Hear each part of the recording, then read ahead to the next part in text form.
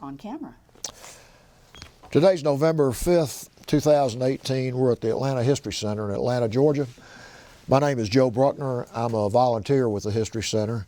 And with me today is Kurt Mueller, who is also a volunteer at the History Center, and Sue Verhoff, who is the Director of Oral History and Genealogy.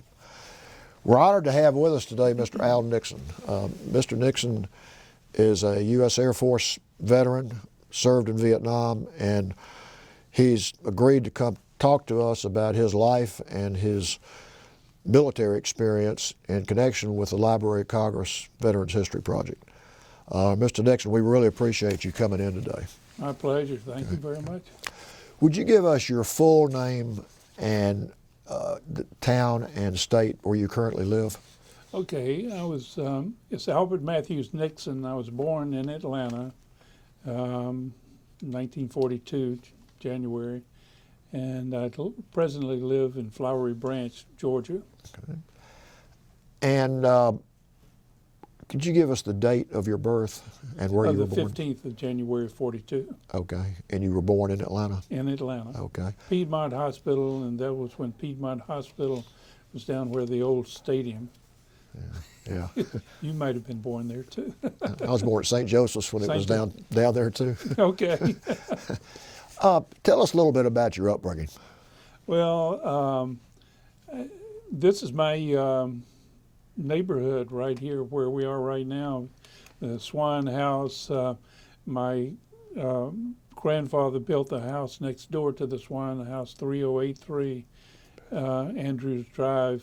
And my father built the house out of old chimney brick on Chatham Road, and that's where I was born. The house that's on the end of the street before West Paces Ferry, that's next to the cemetery. And so then when I was in the third grade, actually I lived next door to the Swan house for a number of years until I was in the third grade and we moved to Thomaston, Georgia. And I grew up in the country. Where did you go to school in Thomaston? Well, I went to R.E. Lee Grammar School, high school, and then 1 year to Darlington in Rome, Georgia, and then off to the Citadel to play football. Okay. What was your goal as far as going to a military school like the Citadel? Was there a certain specific reason you went to the Citadel? That's so funny. My father and my two older brothers all went to military schools. And I told them, I said, I don't want to have anything to do with the military.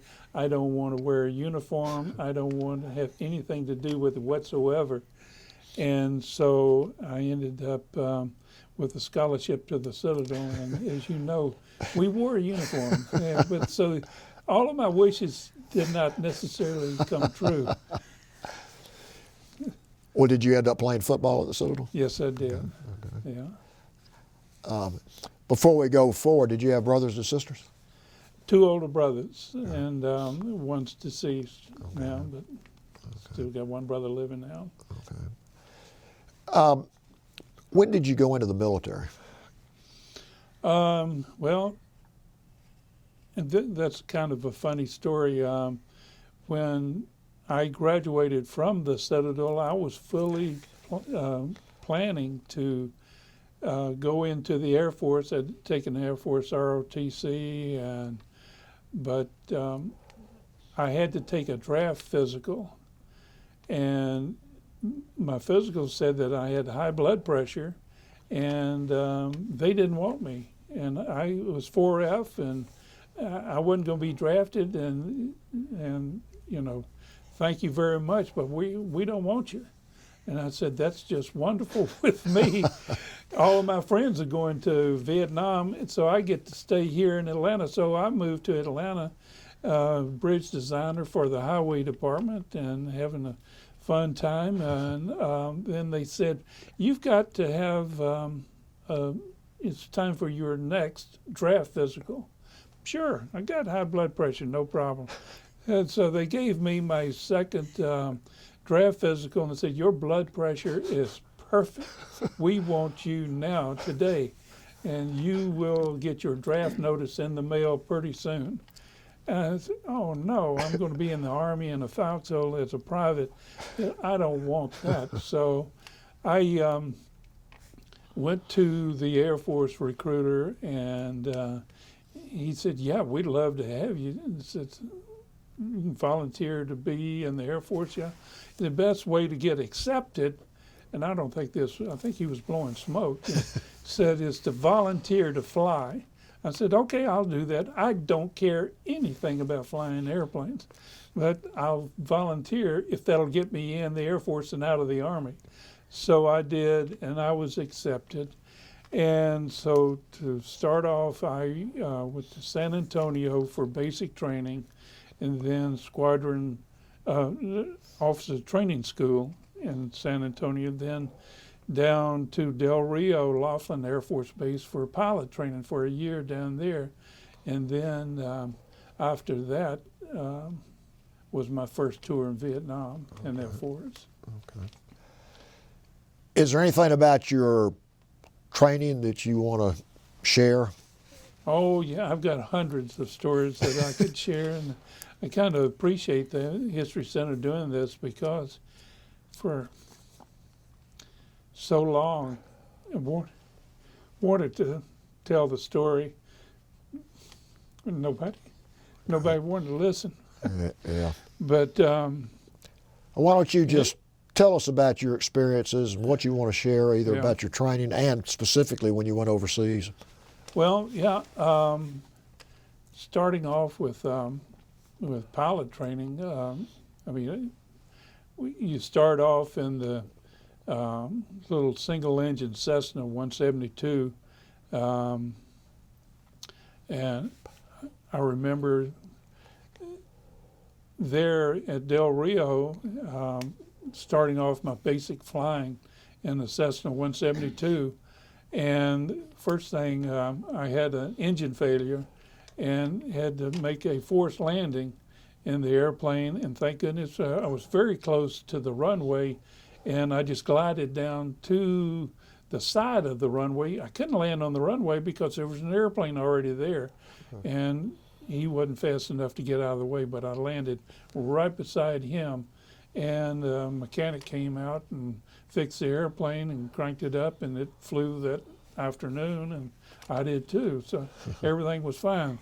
And then we moved to T-37s, the twin-engine jet made by Cessna, and one of my last missions in the T-37, I had a mid-air collision with another T-37. We were flying formation, and I was lead, and my instructor pilot is sitting right beside me, and he looks at the second airplane that we were flying with, and he notices that the nose access door latch had come open, and so he takes it upon himself to go to the checklist page that says nose access door coming open in flight, and he holds it up to the windscreen on the airplane, and the instructor in the other airplane couldn't read it. It's too far, small print. So he comes closer and closer and closer until he got so close he hit us. Good. And his wingtip flew up and knocked our elevator completely off the airplane on the right side. And so we obviously broke apart. He's got damage to his wingtip. We got an elevator, half of it's missing. Went up to altitude, checked out the airplane. Airplane flew fine at slow flight. So we came back and landed. We didn't have to bail out or anything. But we did have a lot of damage and didn't know the airplane would fly with half an elevator. So that was T-37s, and T-38s went okay. And so that was an eventful pilot training. But then I got my assignment to F-4s after pilot training. Okay. And where did you go for that training? For that training for F-4s, I went to Tucson, Davis-Monthan Air Force Base in Tucson, Arizona. one of the things that I have always wanted to have happen was when I got there, I was paired up with I was in the back seat of the F4, and my front seater was Dick Massari. And so we went all through F4 school together. We were sent together to Ubon, Thailand, and then we were there. I mean, we were roommates, and we flew together missions. And then, for some reason, I can't really remember why. I think I knew. I was back at the base, and he was on a mission with somebody else, and he got shot down and he was killed. And something that I've always wanted to do, but I had no idea how to do this. But he was a great guy, liked him very much, and he was recently married, and I know that his wife was pregnant when he went to Vietnam the first time. And so when he was shot down and killed, his wife had a child, and that child never knew her father. But I did. I was very close to him, and I've got pictures of him, and I would love to meet that child and talk to her about her dad, if that was ever possible. But I've tried, and nothing has ever happened. But anyway, asking about F4 school, so yeah, we went through Davis Moth and then on to Ubon, Thailand in F4s. And in Thailand... when did you go to Thailand, approximately? Just get a time perspective. Gosh. What year? Just 73, I mean... Okay. No, well, 69, 70... No, wait. Yeah, 73 was the end of the war. Yeah, you joined. I'm really bad on numbers, but anyway. You joined in 68. 7, according to this, yeah. 67, 68. So, yeah, I think it was... within a couple of years of that. Yeah, okay. 69, I believe. Yeah, okay. Yeah. Okay, go ahead then. Okay, so I'm there at Ubon flying F4s, and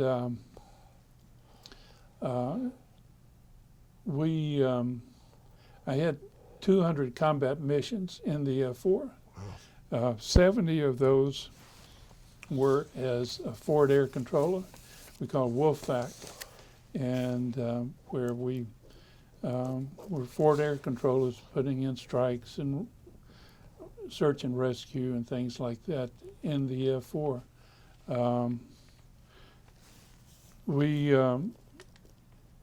I remember one of our missions that before I became a forward air controller, we were assigned to put in sensors on the Ho Chi Minh Trail. And so it's a two-ship formation, 2 F4s, and we've got these sensors, and they look like fake trees with rubber antennas on them and little short things, but we might have 7 or 8 of them on the airplane. And then we would go down the Ho Chi Minh Trail and drop these sensors on the trail, and then they would pick up the sounds of the troops coming down the trail, the sounds of the trucks and troops moving, and all of that would go back to our headquarters, and then we would put in appropriate strikes in the area according to what they were hearing. So we're dropping the sensors, and I remember that our wingman, he was first, and so he went down the trail and dropped his sensors, and everything was fine. And he pulls up and goes up to altitude to fly cover for us while we do it. So we come in down below the treetops, right on the deck on the trail, and hit the pickle button to release the sensors, and everything worked out fine. And so then we come back up to altitude and called for a wingman. He never answered. Never answered to this day. And evidently what had happened was he took a direct hit from anti-aircraft, and the entire airplane just blew up.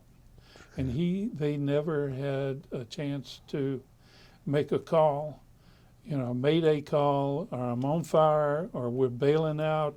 Never heard a peep from them at all. So, and we stayed out there until we just about ran out of fuel, looking for the crash site or where the airplane had gone. And we didn't know, maybe they lost radios and went back and landed somewhere. But later on we found out that's what happened. And,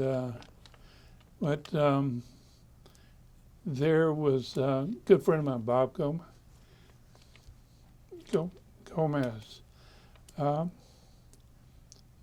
We were flying, we went through pilot training together, we went through F4 school together. We were close friends. I went to his house in Jacksonville, Florida, and he'd go to mine, and we were just close friends. And he told me one day when he became what they call a Wolfpack forward air controller, and he said, "Al, you got to join the Wolfpacks." He says they're the highest respected group and the best flying that you'll ever do. I mean, it's dangerous and it's scary, but it's fun and you'll just love it. And so you need to volunteer. It was all volunteer because it was dangerous.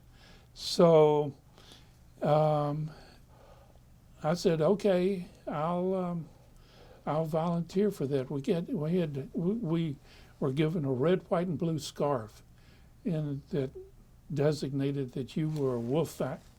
And I thought that was really, really neat, and everybody respected you.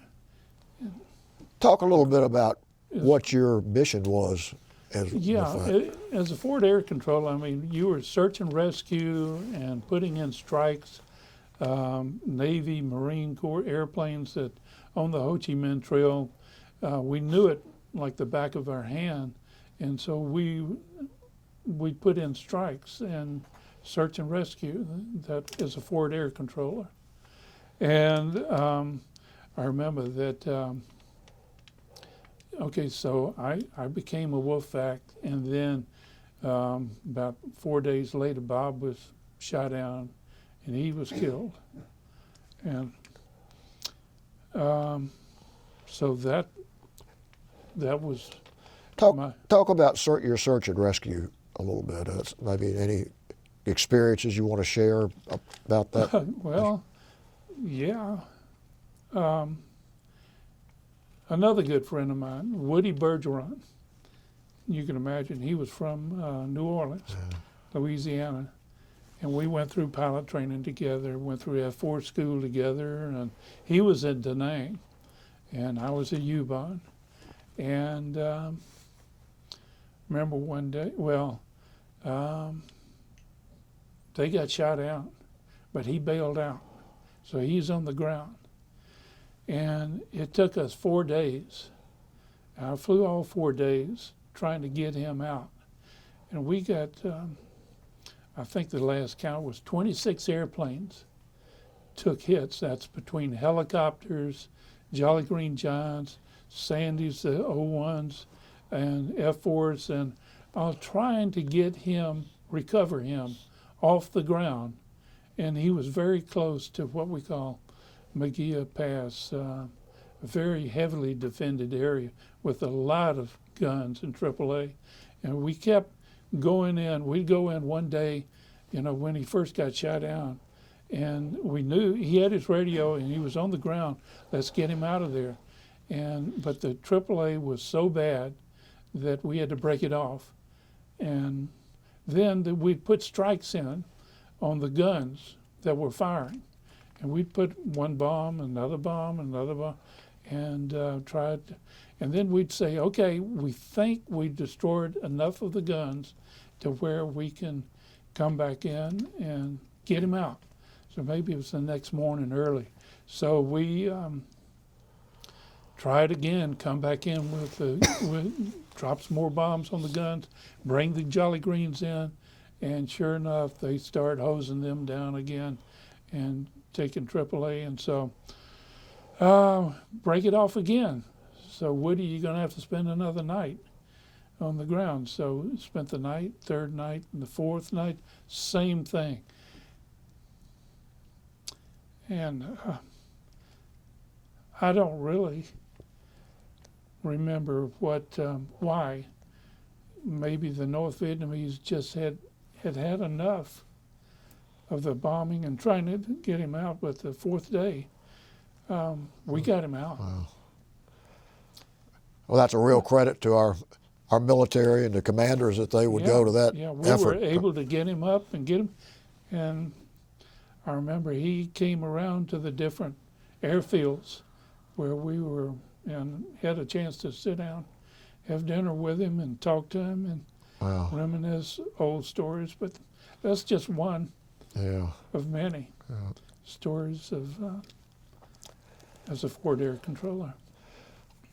You know, most people watching this and hearing your story did not ever have an experience like you had. What was it like, or how did you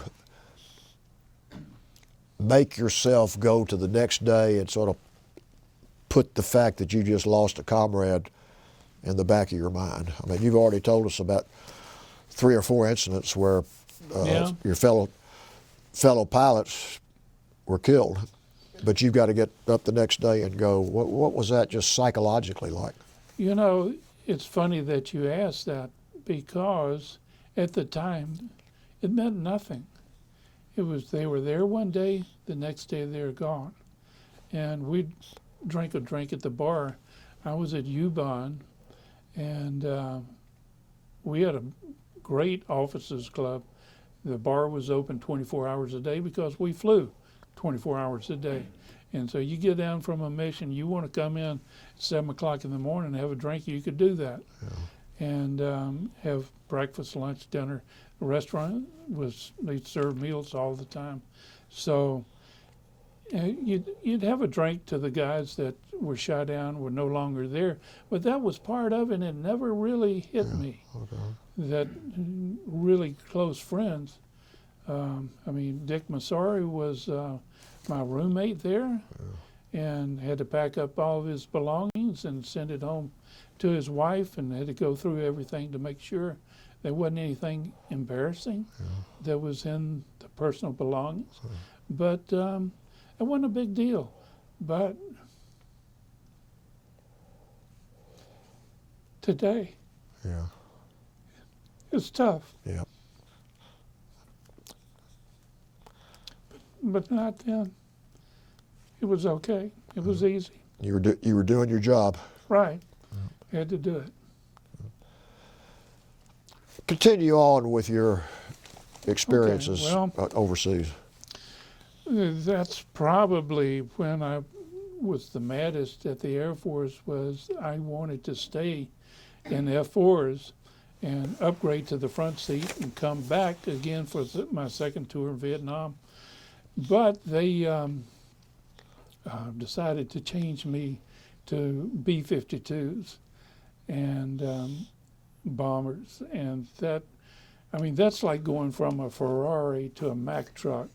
I mean, it was awful, unrespected. I mean, but people in SAC were getting out so fast that they had to replenish the flying personnel. So they had to grab them from somewhere, and I just happened to be one of them that they grabbed.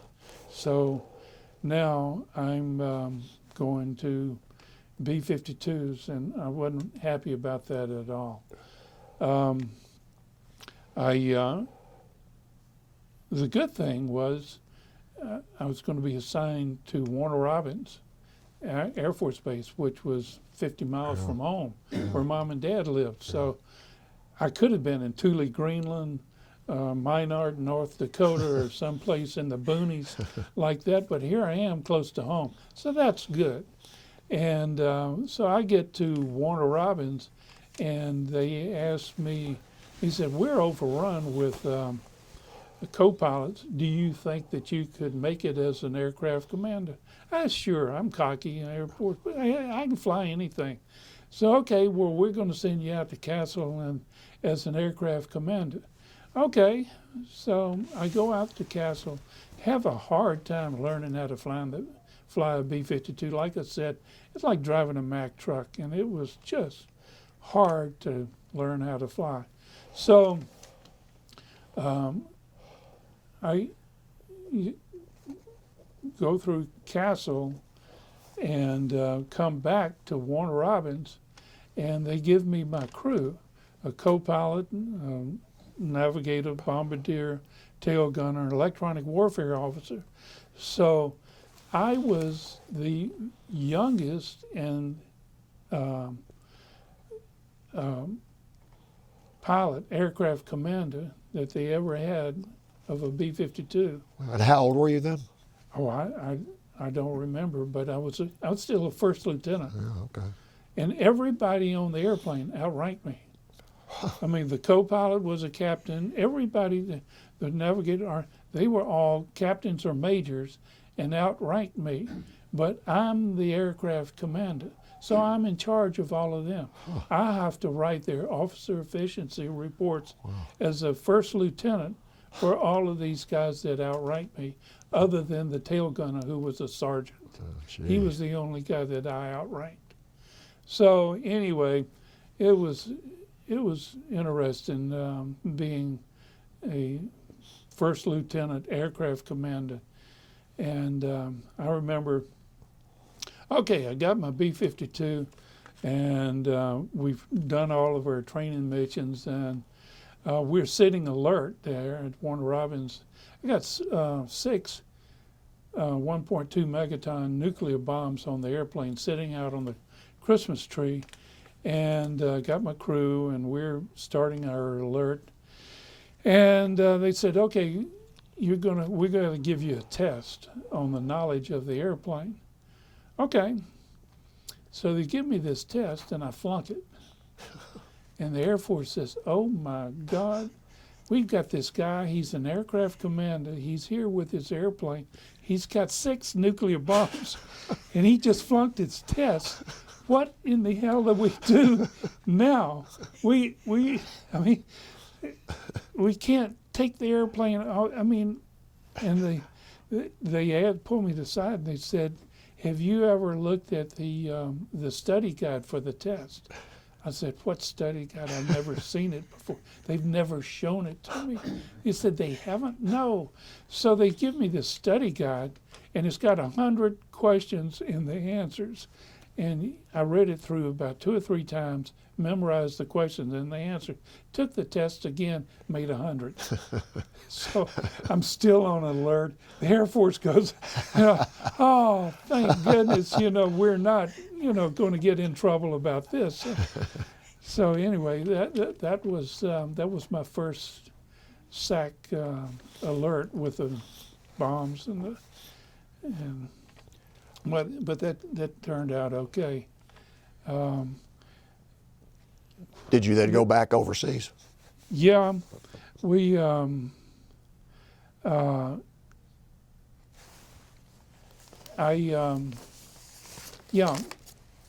Warner Robins we would sit alert with our bombers with the nuclear bombs and so forth, and then we fly training mission, and then all one day the powers to be in the Pentagon decided that we're going to send all of y'all to Guam. And so we packed up our bags and left home, and I flew a B-52 from Warner Robins all the way to Guam, and with my crew on board, and we're going to now fight the war from Guam. I remember landing in Guam for the first time, and I always told them, well, they always told us, you can never land a B-52 at an airport that you haven't landed before. And I tell him, I've never landed in Guam. You cannot send me there. He says, oh, yes, you're going. Forget about it. We have waived that regulation. You can go to Guam. You will be going to Guam. You will take the airplane. Okay. So we fly to Guam, and we're on final approach to Anderson Air Force Base in Guam, and we're on short final. We see the runway. We see the airport out in front, and all of a sudden, we put the gear down. The gear comes down. We have total AC power failure on the airplane, which is unheard of. We've got 8 engines, and 4 of those engines have generators. And so it's unheard of to lose all 4 generators at one time. But we did. And all 4 of them went off the line. The airplane is completely dead. We had intercom that worked on the battery, but we're going to crash the airplane just short of the runway there in the airport. And but my co-pilot's got the generators, and that's part of the bold checklist, emergency procedures, total AC power failure, reset the generators. And he quickly reset the generators, and they all came back online. Wow. And so we got them all, and we landed safely, fine. But we were nervous when we landed, and went in. We parked the airplane, got on the bus, went in for our debriefing, and to say, you guys, you're not going to believe this. We had total AC power failure on the airplane just before we landed. And this idiot says, yeah, that happens to a lot of the airplanes coming in that have flown up at altitude. It was so cold, and the humidity got to it when they landed, and they had total AC power failure. I said, why in the hell didn't you tell us this so that we could plan for? Yeah, we should have. We should have told you that was going to happen. But they actually sprayed something on the electrical systems to keep the moisture off of it, and we never had it happen again. But that was scary. That was very scary. So that was. Now we're on Guam. Got my crew there. And we're flying our missions out of Anderson, and we fly 70 combat missions. About every 3rd day we would fly, and but the most exciting, probably, our typical missions were we take off out of Guam, full load of fuel, full load of bombs, fly to South Vietnam, drop our bombs, and then come back. And that was a 12-hour mission. 6 hours over, 6 hours back to Guam. So this was in North Vietnam. Where exactly were you flying? We were from Guam to South Vietnam. Okay. So, and we were dropping the bombs in South Vietnam. And okay. So that went on for, like I said, every 3rd or 4th day, we'd go fly to South Vietnam. Then all of a sudden in December of '72, they decided to have the Christmas raids over Hanoi, the 11-day war, where we lost 15 B-52s. And they said, okay, you're all going to Hanoi. Okay, well, I made 3 of those flights, and probably the last one was my most memorable. We took off out of Guam, went up to altitude, and our leader, who was wave lead, which means he's going to be the lead of our 3 airplanes, plus other airplanes that were going to be behind us that would come from Thailand, other B-52s. So next thing we know is his radar is not working on his airplane. So we have to swap positions. So he goes out to the side, comes back, he's number 2, and I'm lead. I've just been designated wave lead for my 3rd mission to Hanoi. And so we fly to the Philippines, and we're over the Philippines, and that's where it's nighttime, and all the airplanes refuel. We've got a bunch of tankers and a bunch of B-52s at nighttime over the Philippines, and trying to find which airplanes. You can't see anything. You can't see but thank goodness our radar operator and navigator, we got behind the tanker, got some gas. Had to go to another tanker, get some more gas, and the rest of the airplane in the flight, they had to do the same thing, and the tankers pulled off. And so now we're full of gas, we're full of bombs, and now we're going over South Vietnam towards Thailand.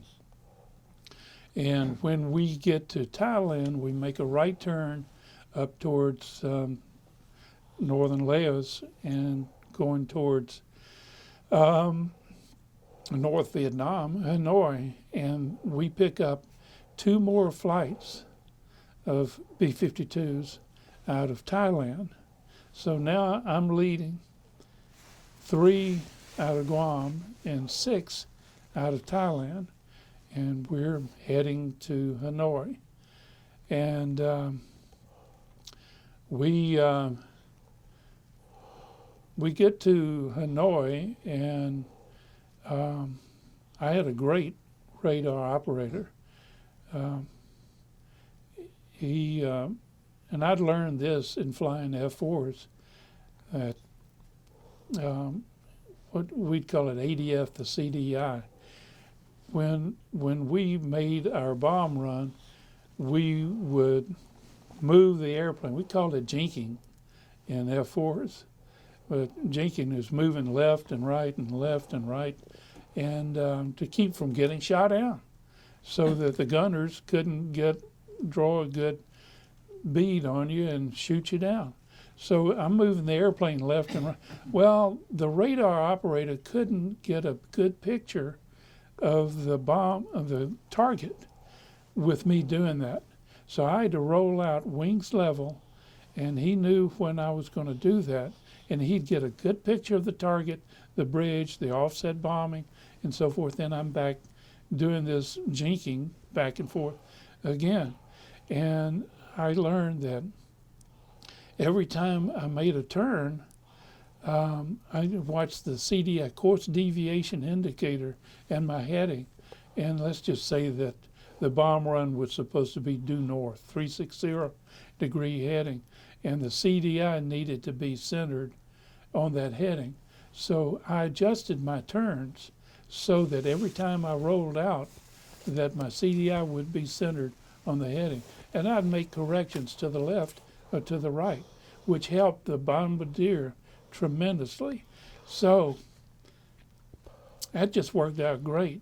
And so we're coming up on the target over Hanoi, and he gets a great picture of with the radar, drops our bombs, and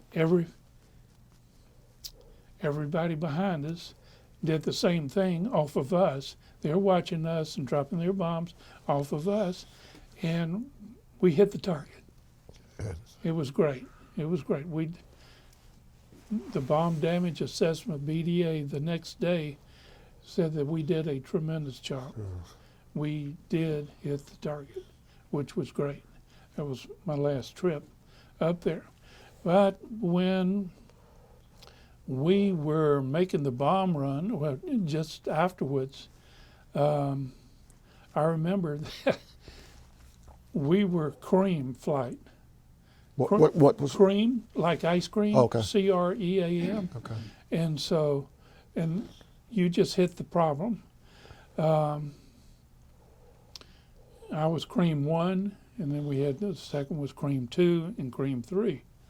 Well, the next flight behind us was green. Green 1, green 2, and green 3. Well, as we were flying through the target area, they pick up a MiG that comes in behind them, and the tail gunner is saying, green 2, I got a MiG, I got a green. And I'm asking is he saying cream or green? We didn't know. Is that, hey, two, do you see a MiG? Do you? No, I don't. I don't see anything.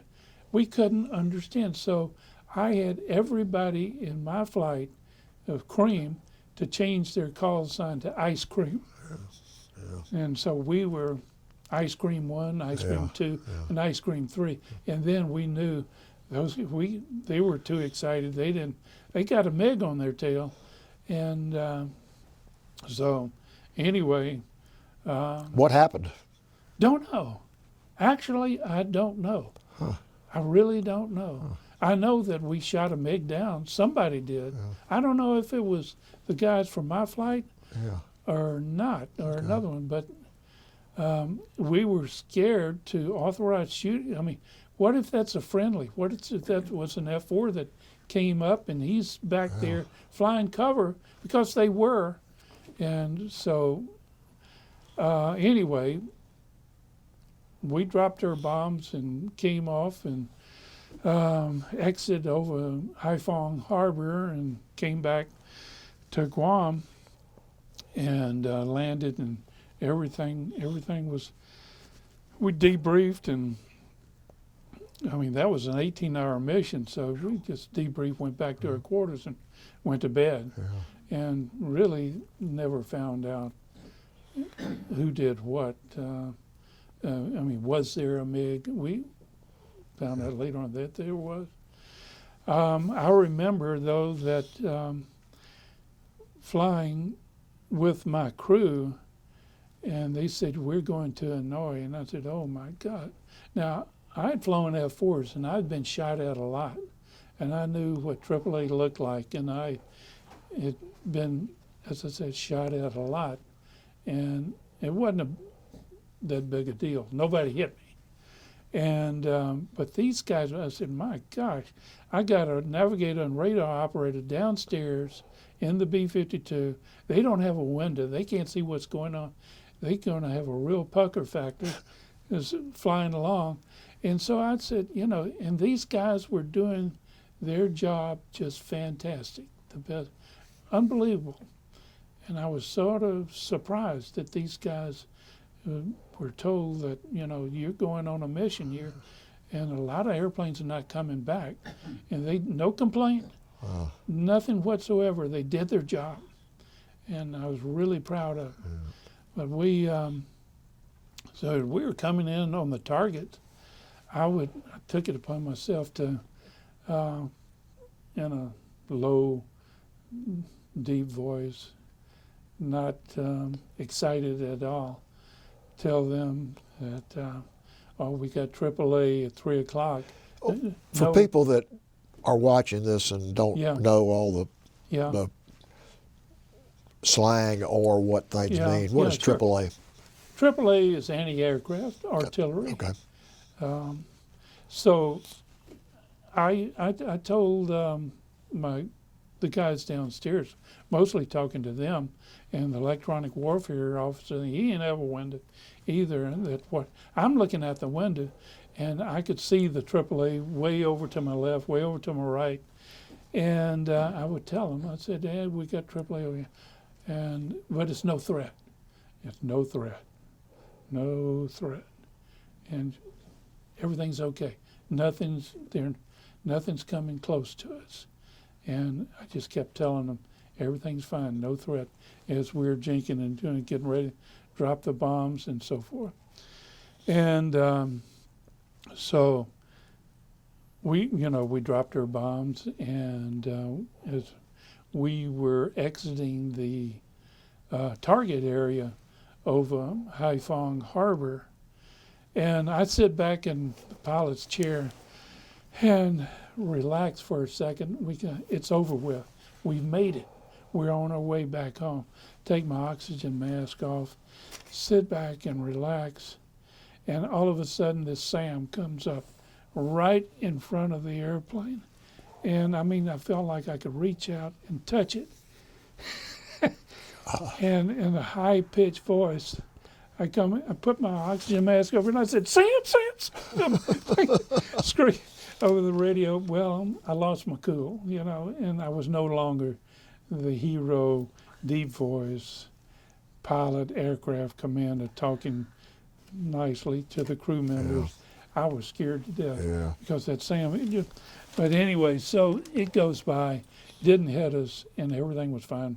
We go back home, but I got a lot of ragging from high-pitched voice. That SAB is surface-to-air missile. Yeah, Right? Sam surface-to-air missile. Okay. Yeah, it went off and exploded and didn't get us. Yeah. Didn't get us. So yeah, we went back and. So you got some kidding about that? Yeah, I got some kidding about that, and let's see. So yeah, went back to Guam, landed the airplane, and again they had another ceasefire, and said that the war's going to be over. Well, we had, I don't know, 5, 6, 7 ceasefires, and we would have a ceasefire, and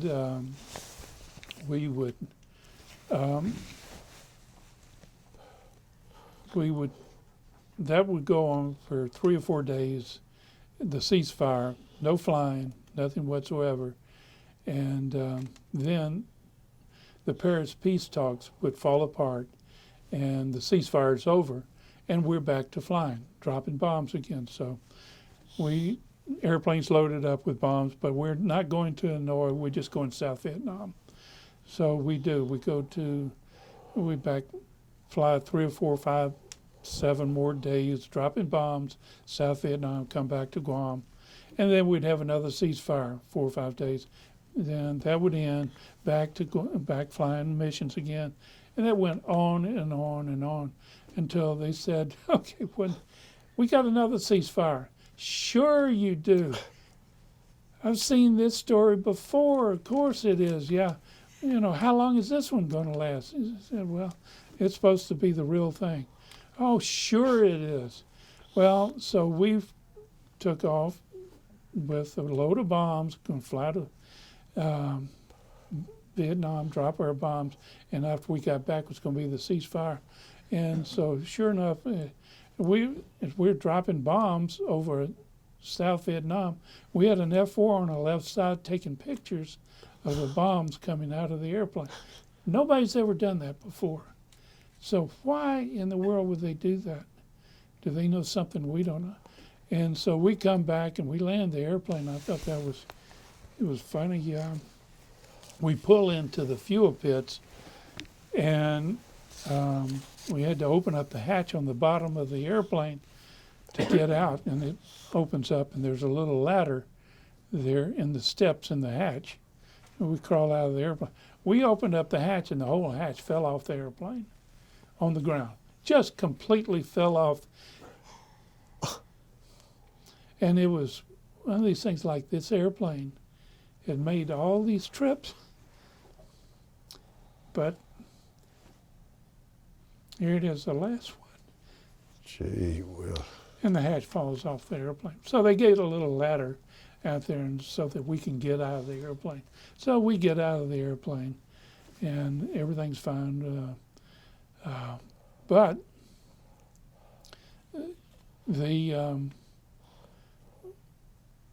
this was the last flight, dropping the bombs. And so I found out later on, August the 15th, out of my airplane was... The last flight of the war. Yeah. Wow. The last bombs Boy. of the war. And what year was this? This was August the 15th, 1973. Okay. After Hanoi. Okay. And the Christmas raid and all that. Wow. We went back to bombing because Kissinger and the peace talks and kept trying to get that through.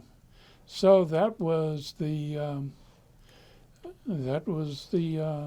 end of Vietnam, and we stayed there for a while, and I was upgraded to instructor pilot while I was there, and then we all flew from Guam back to Warner Robins, and so now I'm going to be an instructor pilot and teaching the new pilots how to fly the airplane and how to refuel and things like that.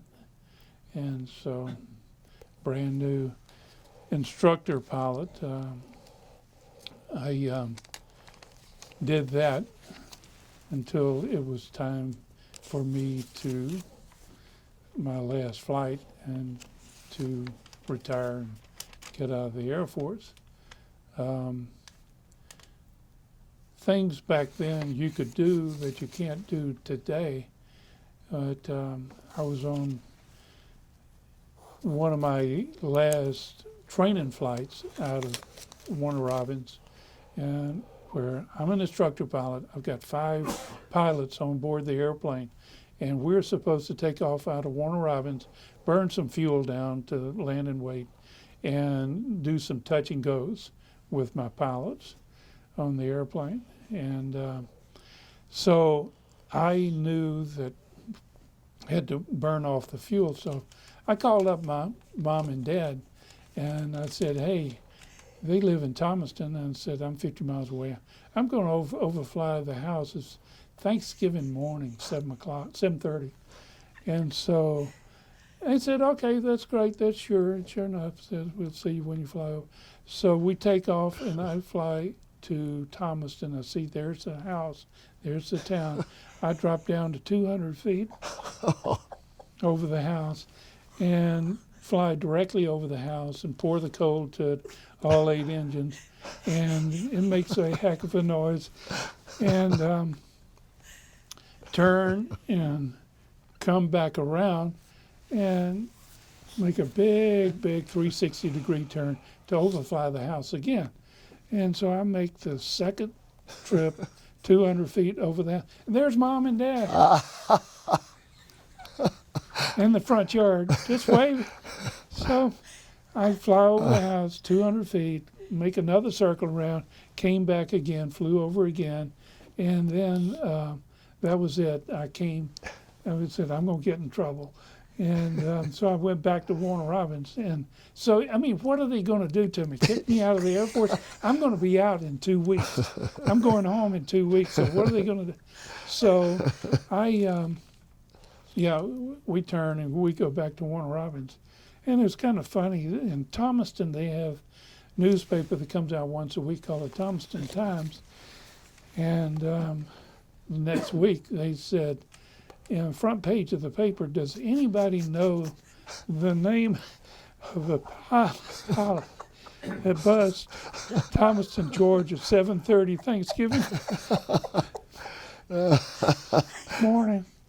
And the next week in the paper, on the front page again, it said that we had 4 correct answers, that it was Albert Nixon, the son of Betty and Bill Nixon, 730 South Center Street, overflying Thanksgiving morning. And so then, I thought, I'm sure going to get in trouble from this. Somebody reads the paper, but I never did. Never heard a word. And so 2 weeks later, I was out of the Air Force, moved to Atlanta, and that was the end of my career. 8 years in the Air Force. That must have been thrilling for your parents to watch you do it. Yeah. And I mean, we got together for Thanksgiving after that. And, hey, did you see us? Yeah, I saw you. You see us? Yeah, we saw you. I want to go back and ask you something Okay. about when you were primarily in Thailand, but also Guam. Did you have much of an opportunity to get out into the population, into the cities and walk around? And talk about that a little bit. Well, my mother, we loved Thailand. I mean, that was a great assignment to be in Thailand, because we were on, actually, Ubon was a Thai Air Force base, and a great officers club, nice quarters. It was just wonderful. And my mother would take pictures out of a Tiffany catalog and other catalogs of jewelry pins, necklaces, and she would mail those to me, and I could get those copied in Thailand, and everything cost $200. And it would be gold pins, and they could copy the pins out of a Tiffany catalog exactly, but instead of putting diamonds in, they put rubies and emeralds, and just beautiful jewelry. And so my mother kept sending me these pictures, one after another, and her friends in Atlanta, members of the club, and would send all these pictures. Get this made for Jane. Get this made. Okay, and so I had a jewelry store going, and Paul's Jewelry in Ubon. Yeah, he and I had a heck of a business going. I remember one time he had a ruby. He said, "Al, you want to buy this ruby?" It was uncut, and I mean it was like that big. It was a huge thing. And I said, "How much?" And he said, "About $800." I said, "$200 is my limit." So he said, "Well, I'm going to buy it, and I'm going to cut it myself." So he bought the ruby, cut it himself, and it was a 25 karat perfect ruby. Good gosh. And he sold it for $25,000. Gee whiz. And I sort of passed that up. But Boy. I mean, that's just one of the little side stories. Yeah. But yeah, we love Thailand. We love you go to Bangkok, and so a lot of being in the jewelry business. Yeah, it was fun. Talk a little bit about your life after you got out of the military, what you did and what you want to share.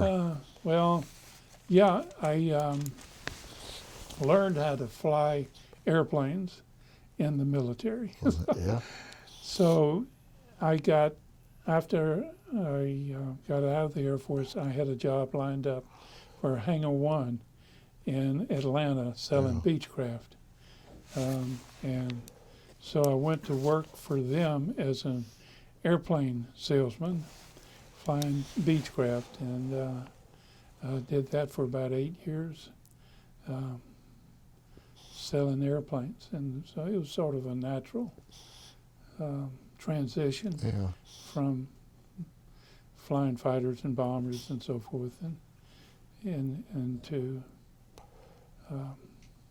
Did you stay at aviation for the rest of your civilian career? Yeah, I sold airplanes for 8 years, and then when I had to quit that, I went to work for one of the companies that I'd sold an airplane to, and he was in the fountain business. And so then I went to work for him as a fountain engineer and salesman and so forth. And we did like one of our biggest fountains, Centennial Olympic Park fountains down for the Olympics. And so I worked for him for a while, learned the business, and then started my own business called Atlantic Fountains, and did fountains, engineered, designed, maintained, sold them, and so forth. And then I just recently retired from that, sold my company this past December. So first year of retirement. You enjoyed retirement? Yes. Good. Yeah. Do you have children? My wife has 2 children, so son and daughter, and the daughter just passed away, but she had quadruplets. She had 2 boys and 2 girls, and so those are my grandchildren that I have now, and so I've got 5 grandchildren. So we got 2 boys, 2 girls, and they're 22 years old, and doing just great. So that's great. Proud of them. Well, I know they're proud of you too. Well, hope so. I do want to ask you one thing before I want to give Kurt and Sue a chance to ask any questions. Sure. When you got back, you got out of the Air Force and you're back home, how did people react to your having been part of the Vietnam War, or did you talk about it? Did you not talk about it? Did you have any negative reactions from anybody? We didn't talk about it. I mean, it was not anything you did talk about. You avoided it. I mean, that's what I did. So I remember my first tour of Vietnam was in the F-4, and I came back and I landed on the troop carrier in San Francisco, and my middle brother lived in Beverly Hills, California, big house there. He was building houses and had a lot of friends, Hollywood people and so forth. So I got off the airplane, caught a flight to Los Angeles, and he picked me up at the airport. And we went back to his house, and then he had a party for me, welcome home. Oh. And it was a rude awakening. I mean, the first thing was make sure I got out of my uniform and into civilian clothes so that no one knew that you were in the military. But he was great, my brother was. He's deceased now. Yeah. But he had a great party for me and welcome home. And meeting these people from the hills, Beverly Hills, that didn't know what was going on. Oh, yeah. And what are you doing? Why? Why did you go to, why didn't you, couldn't you get out of that? And, you know, I tried, but, okay. So that, and then I got back home and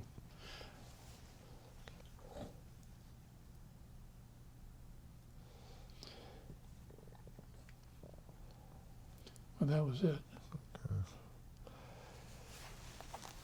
Sue and Kurt, do you have any questions you'd like to ask? Sue? You asked my question. I suppose your second homecoming was a little different because you flew into Warner Robins. Did you find that homecoming different than your first? Mm.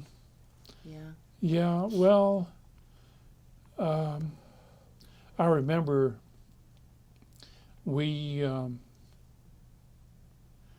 flew home in a tanker, and we landed at Warner Robins and got off the airplane, and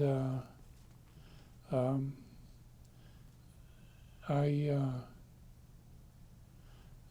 got a ride to my house in Warner Robins, and yeah, it was, make sure you got out of your uniform as quick as possible so that nobody knew that you were military, and nothing to be proud of. So we were bad news, military back then. So yeah, we landed. I got a ride to my house, got my car and civilian clothes, and met Mom and Dad, and we reminisced and talked about things and had lunch and so forth. Sure. But it was tough, yeah. I guess we really didn't. We got the Stars and Stripes, the newspaper, and about what was going on. It really wasn't that much about the turmoil.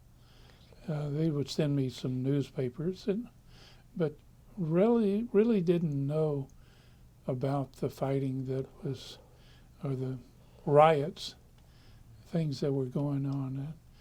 After we got back home, then we were hearing the stories, and so you just stayed kind of quiet and out of the background.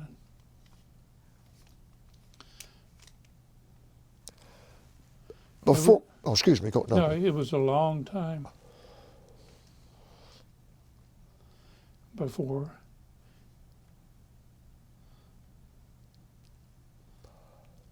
Anybody said,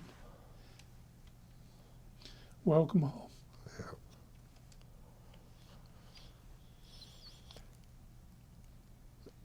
Yeah. it's good that finally people are saying that. Yeah. Is there anything else you want to say in closing or summary or any message you want to deliver? No. Just anything you want to say? Well, I'm glad you're doing it. Tell the story. It's a good opportunity. First time. So appreciate what you're doing. Well, we appreciate what you're doing and what you did. This is really significant to us because you pretty much grew up right next door to where we are right now. Yeah. And Yeah. that's unusual to have somebody involved in the project that lived basically right here. Yeah. So Yeah. I know that's probably special to you too. Yeah. It's part of the neighborhood. Yeah. And your military experience in the Air Force is pretty incredible. I mean, based on what I heard today, you could probably write a book. And you put your life on the line many times. You suffered loss of your friends and of your compatriots, and I know it's obvious that that was tough every time it happened, but you got back up and went out the next day and did your job, and that's probably strengthened you for what you've done the rest of your life, to be able to do something like that. Yeah. And we really appreciate what you did, and what you did saved a lot of lives. Oh, thank you. And you're a patriot, and you've lived a great life, and you continue to live one. And I know your children and grandchildren and everybody in your family is proud of you, and they should be. And we want to thank you for your service. Well, thank you. I got my George Bush socks on. Oh, you do, don't you? Good for you. I don't know if we can. Good for you. That's great. That is great. So,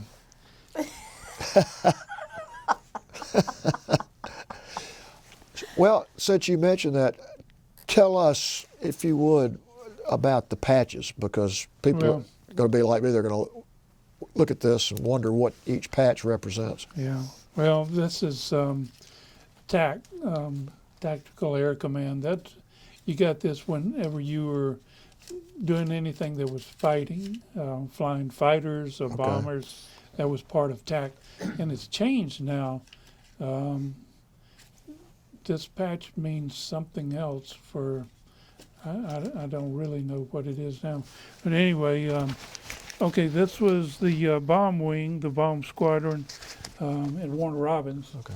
And this is the F4 patch, the Phantom patch Okay. from McDonnell Douglas. And there's Fighter Pilot Association and my wings above that. Okay. So, oh, and I got another one on the back. I'll take this. Sure. Oops, I can't. Oops. We're good. Thanks, Kurt. I'm sorry. No, do not apologize. We're not good.